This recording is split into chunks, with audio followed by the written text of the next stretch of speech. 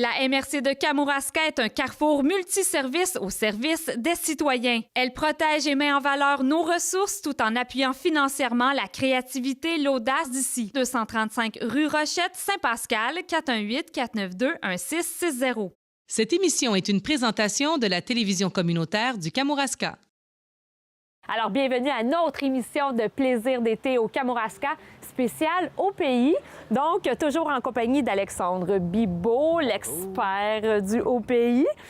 Donc, aujourd'hui, notre thème, c'est haute nature. Qu'est-ce que tu nous as préparé? Bien, haute nature dans le haut pays de Kamouraska, c'est parce que les gens viennent aussi ici pour aller voir la pourvoirie des Trois-Lacs, la Zac-Chapet, la Baronnie. Et qu'est-ce qu'on y fait là? On chasse.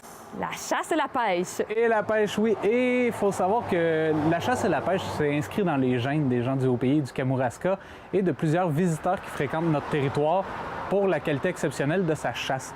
On a un peu plus de 860 km de terre publique, donc accessible pour la chasse, puis presque autant de territoire forestier en zone municipale.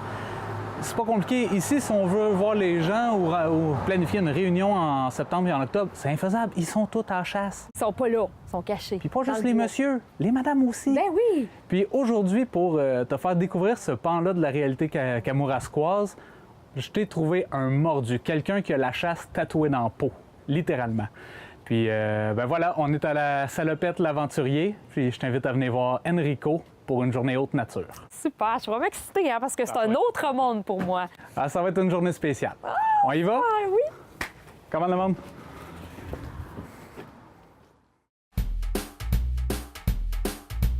J'étais venu en touriste, mais je n'avais pas calculé le risque, celui de tomber en amour.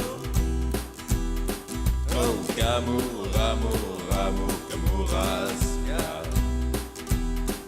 Oh, Kamour, amour, amour, Kamouraska.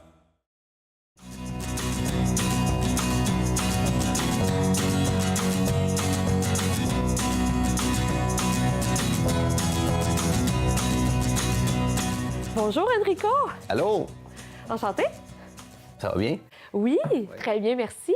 Écoute, je te remercie beaucoup d'être mon guide aujourd'hui pour la haute nature. Donc, tu vas montrer c'est quoi chasser. Mais on chasse pas aujourd'hui, Non, là. on prépare notre chasse. Parce qu'on est l'été. On regarde c'est ça exactement, puis on regarde un petit peu ce qui entoure la chasse, puis comment ça se prépare. Parfait. Donc, on est ici à la Salopette. On a tout La Salopette et l'Aventurier. Ah oui. Parce que la Salopette, c'est le côté vêtements de travail, chaussures. L'Aventurier, c'est le coin chasse-pêche. Là. Donc, on est plus part dans en l'aventurier. expédition, exactement. Parfait. Fait que j'imagine qu'on part pas comme ça, aller préparer son terrain de chasse. Ça nous prend de l'équipement. On a tout ici pour s'équiper. Fait que c'est quoi la première étape? Bien, d'un, il faut savoir quelle chasse qu'on veut faire. Est-ce qu'on veut faire le petit gibier? Est-ce qu'on veut faire la chasse aux oiseaux migrateurs? Tu sais, l'oie blanche, l'outarde, le canard. C'est des choses qui se font dans la région. Ou le gros gibier. Le printemps, on a la chasse à l'ours. L'automne, on a le chevreuil et l'orignal. Ça, c'est des chasses qui demandent un petit peu plus de préparation parce qu'on prépare notre terrain, des stations d'appâtage, tout ce qui entoure ça, là, ça se prépare d'avance. Puis là, on devient fébrile quand la chasse arrive. Fait que c'est un peu là-dessus là, qu'on va travailler aujourd'hui. Là. Et là, on va se préparer pour chasser quoi? On va faire une démonstration un petit peu plus tard de préparation d'une station minéraux pour l'orignal. C'est le même principe que le chevreuil. Sensiblement, là, ça se ressemble beaucoup, mais on va aller, je vais t'emmener tantôt sur mon territoire de chasse, puis on va espérer peut-être voir quelque chose, on ne sait pas, mais on va aller réalimenter une station minéraux, une saline en bon terme, là, qu'on va aller faire dans le bois. Mais là, Enrico, il faut que tu saches que moi, là, la chasse, là, c'est vraiment un autre monde. Fait que si j'ai des questions basiques, là, ris pas de moi, là. Non, il n'y a pas de problème. Non. Fait que là, Mais moi, je suis passionné, là, ça fait que moi, je demande pas mieux que répondre aux questions. Parfait, mais je me suis quand même préparée. Tu vas me dire si je suis bien équipée pour aller à la chasse. J'ai quand même apporté ça. Est-ce que tu penses que je vais être correcte? Ça peut peut-être être utile, mais il te manque bien du stock. Ouais, je peux pas aller chasser, là. Manque Avec ça? Non. Ça ferait un peu préhistorique, puis je suis pas sûr que tu vas manger à soir. Là. C'est bon. Parfait. Bien, écoute, première étape. Ben, si, en premier lieu, quand on va aller à la chasse, ça prend une formation. Fait que si on dit qu'on a la formation, sur ce côté-là, on est correct. Là, on a la formation pour les armes à feu, tout ça.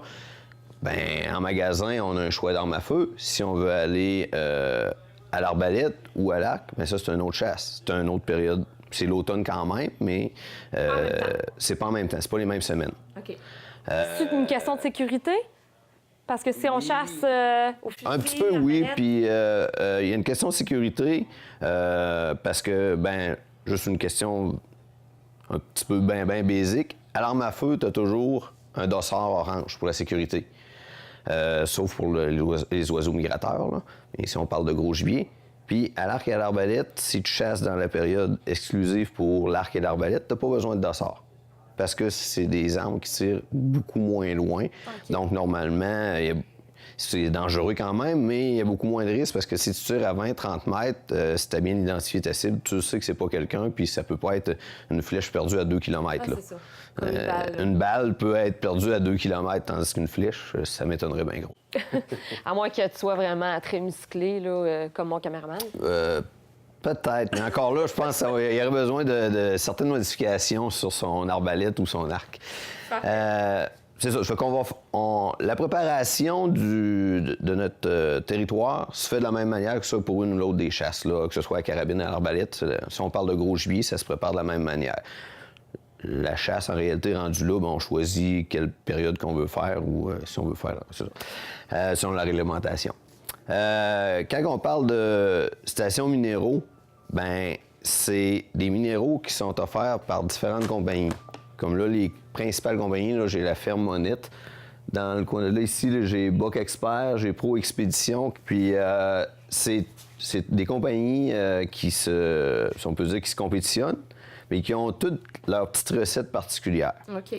Les minéraux, en tant que tels, on met ça, c'est vraiment, ça le dit, c'est des minéraux, c'est des compléments alimentaires pour le gibier. Tu sais, le gibier, selon les saisons, son alimentation n'est pas toujours adéquate. L'hiver, il mange des branches assez secs, là. Pas de feuilles, il n'y a pas de foin, il n'y a aucune verdure. Ça fait que leur alimentation est très, très, très à la basse. Puis l'été, bien, ils ont une alimentation un petit peu plus riche, mais vu que ça fait des hauts et des bas, ils ont toujours le petit au printemps. Si on veut les aider à avoir une alimentation plus complète, même principe que tous les animaux d'élevage, on leur ajoute des minéraux de différentes qualités puis différentes concentrations qui vont juste compléter leur alimentation pour les aider à digérer, les aider à avoir un lait de meilleure qualité pour les mamans qui ont des bébés, les aider pour le développement des panaches, parce que ça repousse à chaque année, ça, les panaches, là. Fait qu'en réalité, on ne fait pas une saline ou une station minéraux pour dire demain matin, je m'en vais à la chasse, je tire un gibier là-dessus, puis c'est fini, là. T'sais, on peut peut-être nourrir 10-15 gibiers différents avec ça. On va essayer d'en récolter un à l'automne. C'est pas fait, là. C'est pas parce qu'on a fait une station minéraux qu'on récolte notre gibier, là. Ah ben non, hein? C'est pas facile comme ça. C'est ça. Mais pourquoi bien l'alimenter, notre bête? Parce que, sachant qu'on veut le chasser, pourquoi on veut bien l'alimenter? C'est parce qu'on veut avoir une bonne viande? Ça aide pour la viande, mais c'est un animal qui est en santé. C'est toujours mieux. Le même principe que dans les animaux, les vaches laitières ou les animaux de ferme, oui. Bien, on ne leur donne pas juste du foin sec. Et on donne de la moulée avec certaines choses qui enrichissent pour avoir une alimentation plus complète, pour le gras, pour la santé de l'animal, la masse musculaire, tout ce qu'il y en a. Là. Si la femelle elle a du lait qui est meilleure qualité, les veaux ont moins besoin d'en boire, fait qu'ils maganent moins la maman. Le temps que ça... Non, mais c'est ça pareil. Oui, j'ai 2 enfants, je sais de quoi tu parles. C'est un petit peu ça. Puis, dans le bois, c'est sûr qu'on peut pas arriver avec un chimiste et un biologiste pour avoir la recette spéciale, mais des fois, je fais une comparaison bien drôle avec des clients. Si tout à coup, une semaine, pendant une période, on décide à la maison, on mange super santé, plus de sucrage, plus de dessert, plus rien, mais ça peut arriver que tu arrives au dépanneur puis que le rack à bonbons ou à chocolat, il te parle. Après 2-3 semaines, bien ça, c'est parce que tu manques un petit peu de sucre dans ton alimentation. Notre système nous le dit. Bien, les autres, c'est la même chose. Quand ils vont goûter aux minéraux, ça fait ça. Ah, je mange les feuilles puis les branches, Puis quand je goûte à ça, hey, je digère mieux, je file mieux, je suis plus endurant. Tu sais, ils doivent se dire un petit peu ça. Ils ont une meilleure santé. On le voit avec nos animaux à nous à la maison ou les animaux de ferme, c'est la même chose. Ça fait que nous autres, dans le bois, ben, c'est pas juste, on fait pas ça juste pour... on n'est pas des killers là, qu'on veut juste tuer. Là. Moi, j'ai à cœur, c'est ça, j'ai à cœur que le cheptel soit en santé. On essaye, avec la législation, avec un peu notre mentalité de chasseur, de dire, ben on va un peu contrôler ce qu'il y a s'il y en a beaucoup trop dans notre coin, ou si, justement, ben on a un gros débalancement. Beaucoup de femelles, pas de mâles. Ben, tout à coup, il y a des femelles qui n'auront pas de bébé parce qu'il manque de mâles pour les accoupler durant le temps de la période d'accouplement. Ça fait que on essaie un petit peu de voir ça. Le gouvernement, eux, à grande échelle, essaie de le faire aussi au niveau de la gestion des années permissives, des années moins permissives. Il y a des années que tu as le droit mâle, femelle et bébé. Il y a des années, tu vas avoir le droit juste au mâle. Des années, tu sais, selon l'espèce puis selon le territoire. Ça peut arriver dans une région, tu as le droit à tout. Dans l'autre région, tu n'as pas le droit à tout. Ça dépend des cheptels. C'est un petit peu ça, une chasse consciencieuse, je pense. Je sais pas si c'est le bon mot, c'est un peu le même qu'on pense. Puis qu'on essaye d'éduquer le plus possible, parce que c'est un sport, on peut quasiment dire un mode de vie, mais c'est pas un mode de survie, là. Oui. Comme on est là c'est un mode de vie et non un mode de survie. C'est une passion, la chasse, c'est une passion, mais la journée qu'on va récolter notre gibier, ça, c'est la cerise sur le sundae. Mais quand tu réussis à préparer ton coin, on a des appareils de détection, des caméras, tout ça, on prend des photos toute l'année, on a 2-3 places sur notre territoire qu'on fait des salines. Il y a des nouveaux individus. J'avais pas de mâle, je suis rendu avec un nouveau mâle qui est venu se mêler avec la petite gang qui venait. Fait que là, on devient passionné, puis là, on a juste hâte là, à essayer de déjouer le gibier rendu à la chasse. Donc, chasser, c'est pas seulement une saison, hein? C'est à l'année. Hein? On pense à ça tout le temps, j'imagine. L'hiver, un vrai passionné de chasse, quand on est pour le gros gibier, quand on n'est pas en période de chasse, mais l'hiver, bien des fois, on est sur l'Internet. Sur YouTube. Puis là, on regarde nos vieilles photos, nos vieilles affaires, puis on se fait des scénarios pour l'année suivante. À partir du printemps, quand les coins de chasse sont plus accessibles, la fonte des neiges, puis tout ça, bien, c'est là qu'on va aller faire nos stations minéraux, ou nos salines. C'est la même chose, là. Puis qu'on va réalimenter 2 à 3 fois dans l'été, selon le besoin, selon la température. S'il mouille à tous les jours, c'est sûr que nos produits ils vont se dissoudre dans la terre puis dans le bois. Puis, selon l'achalandage, si tu as un gibier, un orignal ou un chevreuil qui vient sur ta saline, il va me prendre moins de stock que s'il y en a 10. C'est un petit peu ça. Puis, bien, selon notre budget, on peut faire une saline assez économique, comme on peut mettre un budget très, très énorme, mais je me dis, le petit peu que tu vas faire, c'est déjà un plus pour la nature, puis pour le gibier. Fait que, on y va selon notre budget, selon ce qu'on veut, selon l'intensité qu'on veut mettre, puis on se donne une petite chance pour être gagnant là-dedans. Mais là, on s'entend, là, on est dans la forêt. Donc, si tu installes ta saline, ça veut pas dire que ce que tu vas chasser a pris, a mangé ta saline. Là, on est dans la forêt, là. Comment tu le sais? Est-ce que les orignaux se tiennent à la même place tout au long de l'année, que tu es sûr qu'ils ont pris cette saline? C'est sûr qu'ils ont le gibier, on va dire les cervidés, pour englober orignaux, chevreuils, ont des territoires plus ou moins grands. Je vous dirais que si on tout pas mal dans leur coin, c'est à 1, 2, 3 km, là, c'est pas dit qu'ils feront pas 10 km, puis c'est pas dit qu'ils vont rester dans un demi-kilomètre. Il n'y a pas de clôture, là, ils peuvent se promener. Mais s'ils ont toute leur alimentation, ils ont un site de repos, ils ont un dortoir qu'on appelle une place qui sont en sécurité pour aller se coucher, pas de prédation. La prédation, là, c'est pas juste l'homme, là, c'est les ours, les coyotes, c'est d'autres petites bêtes du cycle naturel qui font qu'il faut qu'ils se protègent de ça. Là. Ça fait que s'ils ont à peu près tout, ils n'auront pas à courir loin. Où est-ce que ça va changer plus, rendu à l'automne, là, quand les chaleurs arrivent, les chaleurs des madames, là, les mâles vont se déplacer pour essayer de trouver le plus de femelles. Ça, là, ils vont courir plus de territoire. Là. Ça peut arriver que, c'est sûr que si un mâle, il y a 15 femelles autour de lui, il va se faire un harem, puis il n'a pas besoin de faire 10 km. Mais s'il trouve juste une femelle, une fois qu'il l'a accouplée, bien, des fois, il va essayer d'en trouver d'autres. Fait que là, il va agrandir son territoire. Ça dépend toujours du cheptel qu'on a dans notre coin. Puis après ça, ben ça va être la température. Eux connaissent un petit peu pour avoir visité leur coin. Ils savent dans quel quartier de la forêt ils peuvent s'en aller pour passer l'hiver. Où est-ce qu'ils vont avoir un petit peu de bouffe sans avoir à trop se déplacer. Parce que c'est dans la neige, c'est pas toujours évident. Il y a des hivers qui sont plus faciles que d'autres, mais si tu te ramasses qu'il y a 4, 5, 6 pieds de neige, c'est pas évident pour eux autres. Là. Fait que, où c'est qu'ils vont avoir de la place pour se cacher, pour la prédation, pour la température, puis avoir de la bouffe. Fait que là, ils vont essayer de se regrouper dans des places comme ça. Ça peut être directement dans ton environnement, dans ton coin de chasse, soit sur une terre privée, sur une terre publique. Eux autres, ils ne demandent pas la permission. Là. Ils ont décidé que c'était là. Mais ça peut être à 5 km de l'automne, là, tu vois bien du gibier, puis l'hiver, tu vas aller en motoneige, puis plus une trace. Ils sont pas dans les arbres, là. Ils sont juste tassés à quelque part. Puis des fois, ils peuvent être dans un environnement qui est très, très serré, très compact.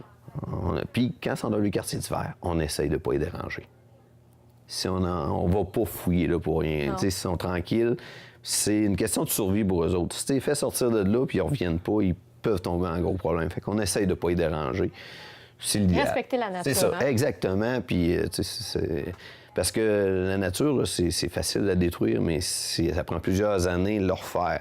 Fait qu'il faut toujours penser un petit peu à ça. Il faut penser au lendemain que ça sert à rien d'essayer de vider un coin. L'année d'après, là, il n'aura pas, puis ça ne prendra pas un an, ça va peut-être prendre 5 ans, 10 ans avant que ça se refasse. Fait que, puis des fois, il y a des maladies qui embarquent là-dedans, puis ça, on ne peut pas les contrôler. Fait qu'il faut toujours prendre en considération qu'il faut être consciencieux.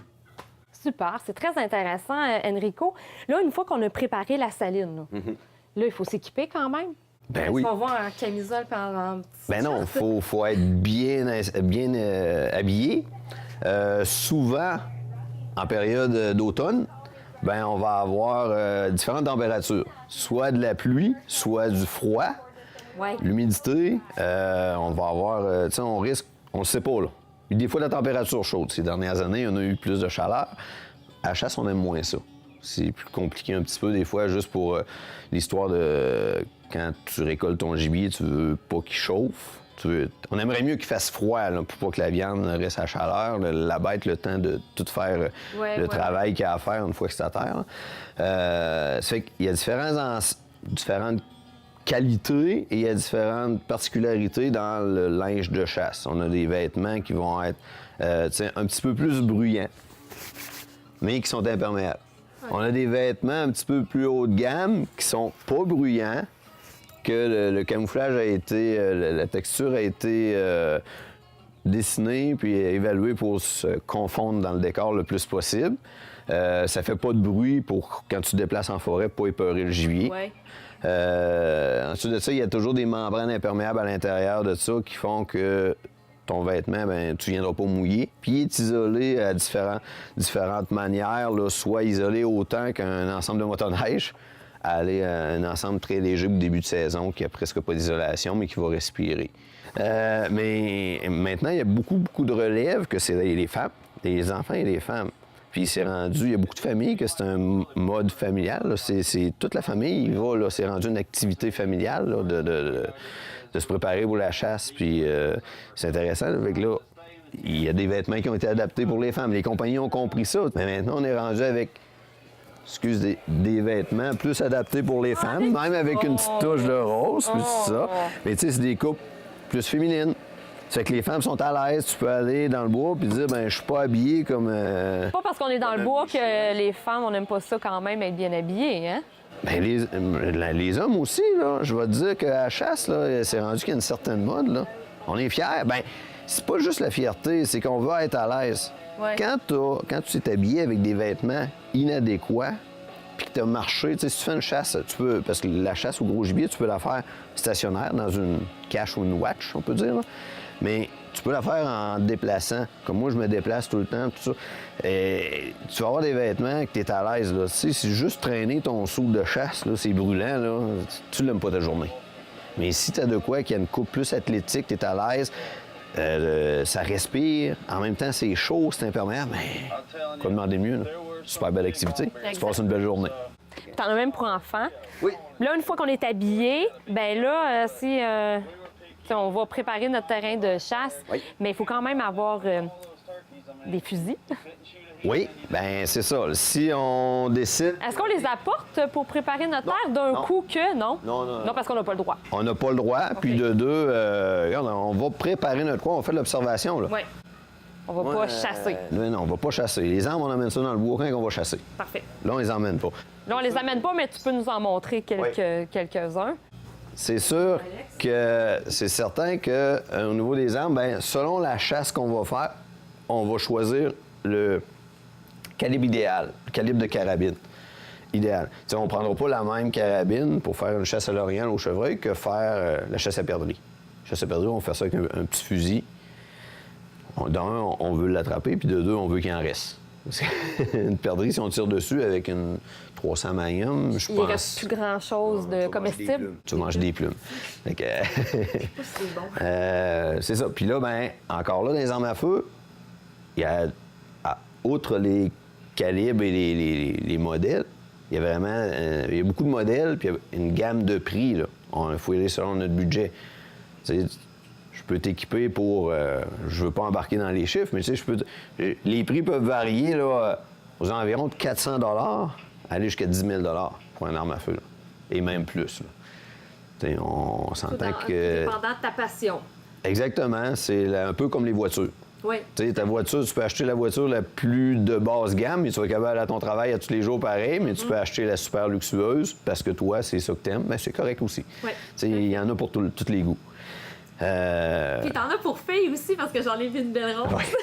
Oui, ça, c'est une tendance depuis une couple d'années. Il y a le camo rose a fait son apparition à cause, justement, des dames qui s'impliquent plus dans la chasse, puis qui s'adonnent à ça, puis que ça leur donne une petite appartenance. C'est à eux. C'est pas mon chum qui m'a prêté ça. C'est ma carabine à moi, c'est mon fusil à moi. Même mon chum est gêné de le prendre parce que c'est rose. Fait que... Mais là, rassure-moi, il n'y en a pas pour enfants quand même. Non. Bien, les enfants, de 1, au niveau de la législation, en bas de 18 ans, même si tu as toutes les formations, en bas de 18 ans, tu n'as pas le droit d'avoir d'arme à feu seul. Même si tu as suivi ton cours. Tu peux suivre ton cours à partir de l'âge de 12 ans pour aller à la chasse, mais il va falloir que tu sois accompagné jusqu'à 18 ans parce que tu n'as pas le droit d'avoir une arme seule parce que tu n'es pas majeur. C'est parfait. C'est correct. Puis au niveau de la sécurité, bien, ces années-là servent à, justement, enseigner des bonnes habitudes à la relève, toujours une manipulation sécuritaire et tout ce qui entoure l'arme à feu. Là, quand on suit une formation, c'est bien encadré. Est-ce qu'on peut suivre une formation ici dans le Kamouraska? Oui, il y a toujours... les dates changent à chaque année, là, mais le printemps et dans l'été, habituellement, il y a 2 formations pour l'arme à feu et 1 à 2 formations pour l'arbalète aussi dans la région. OK. Parce que c'est une formation qui est différente. Habituellement, il y en a 2 par été. Là. Une le printemps, puis une plus dans l'été. Puis, quand le cours est fait, ça nous donne le temps d'avoir toute la paperasse nécessaire pour réussir à être prêt pour l'automne. Mais il ne faut pas attendre la dernière minute. Bien, comme je te disais, la chasse, ça se prépare d'avance. Fait qu'on part pas la veille. Là, je dis, la chasse ou demain, moi, je pars, je vais aller dans le bois, je vais aller me tirer un orignal. Non, outre la préparation, il faut que tu choisisses ton territoire. Il faut que tu vois si tu es sur un territoire privé, une terre à bois, un lot à bois d'un propriétaire, quelqu'un que tu connais, que tu as demandé la permission, soit que tu l'as loué ou tu as eu juste une permission. Les terres publiques, on a le droit d'aller à peu près partout. Par contre, il y a une éthique du chasseur qui dit qu'il faut respecter les autres chasseurs. Donc, tu vas pas t'asseoir à côté d'un autre chasseur qui a déjà préparé son terrain. Il y a un respect là, qui se doit là, autant entre celui qui est en place, qui n'a pas le droit de barrer des chemins et de dire « tout est à moi », autant que l'autre qui arrive, bien, il faut qu'il respecte celui qui est déjà en place. Là. Public, hein? Exactement. Privé, ça appartient à tout le monde. C'est ça. Exactement. Puis, c'est sûr que des fois, il y a des petits débordements à certains endroits. C'est pour ça qu'on voit des choses aux nouvelles, des fois, que les agents de la faune et des fois les SQ sont obligés de s'en mêler, mais ça, c'est pas de mon... Ça fait partie de la vie. Outre ça, on a, comme moi, où ce qu'on va aller faire une station minérale, moi, je chasse sur la pourvoirie des Trois-Lacs. Pour les Trois-Lacs, eux, ils ont la pêche l'été et ils ont, je ne sais pas exactement la grandeur de territoire, mais ils ont des zones ils ont divisé toutes leurs lots à bois, si on peut dire, en zones de chasse, qui louent à des groupes de chasseurs. Comme moi, je loue un territoire Puis j'ai une exclusivité. Ça fait 12 ans que je renouvelle toujours le même territoire. Ça fait que j'ai une exclusivité. Personne ne peut venir à la chasse sur ce territoire-là. C'est comme si ça serait mon lot à bois à moi. OK. Puis je donne pas la permission à personne. Fait, il y a juste mon groupe qui a le droit de venir là, c'est loué. C'est sûr qu'il n'y a pas de barrière en tant que. Tu sais, c'est affiché avec des pancartes, mais il y a un respect. J'ai jamais eu de problème là, que des gens disent je sais pas où que je suis ou quoi que ce soit. Là. On a la ZIC en haut de Mont-Carmel, la ZIC Chapet aussi, qui a je sais pas combien de membres. Là. Il y a un bon pourcentage de membres qui payent le carte de membre annuel, qui ont un territoire sur la ZIC. Si tu veux chasser, il faut que tu sois membre, puis après ça, tu te prépares un territoire. Et il y a la baronnie du Kamouraska, qui est là aussi, qu'eux ont une exploitation, c'est un peu comme privé.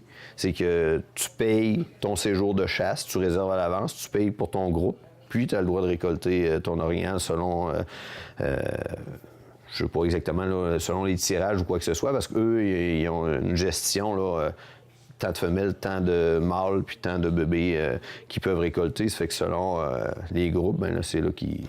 Selon ce que tu as réservé, il y a une chasse à l'orignal qui se fait là aussi. Puis l'été, il y a la pêche habituellement aussi. Bon, ben écoute, c'était super intéressant, mais là, on va-tu sur ton terrain? On va aller dans le bois. Ouais. On va aller préparer une station minéraux. Parce que la chasse, comme je t'ai dit, là, la chasse au gros gibier, tu décides pas ça, ben je pars, je m'achète un permis, puis demain matin, je suis rendu dans le bois, puis je reviens. Ça serait plate, ça serait ça. Oui, faut préparer ça serait ça, là, moi, demain matin, si la chasse, ça serait de même, là, j'arrête tout ça, puis je vais aller m'acheter de la viande à l'épicerie. C'est sûr que ça goûtera pas pareil, là. Oui. Mais, tu sais, la chasse, comme je t'ai dit, ça devient, après ça, là, par en dedans, là, on veut juste aller préparer ça.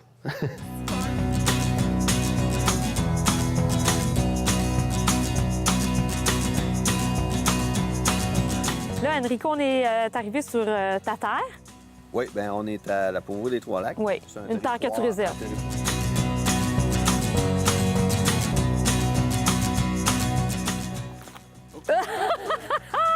Surtout, de pas, c'est grand.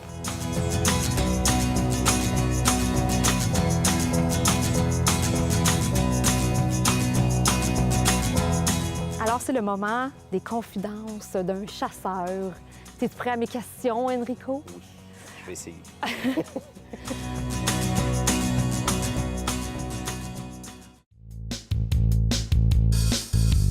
J'étais venu en tourisme, mais je n'avais pas calculé le risque. Celui de tomber en amour. Oh, Kamour, amour, amour, Kamouraska. Oh, amour, Kamour, amour, Kamouraska. Et le papa, le palapapa. Cette émission était une présentation de la télévision communautaire du Kamouraska.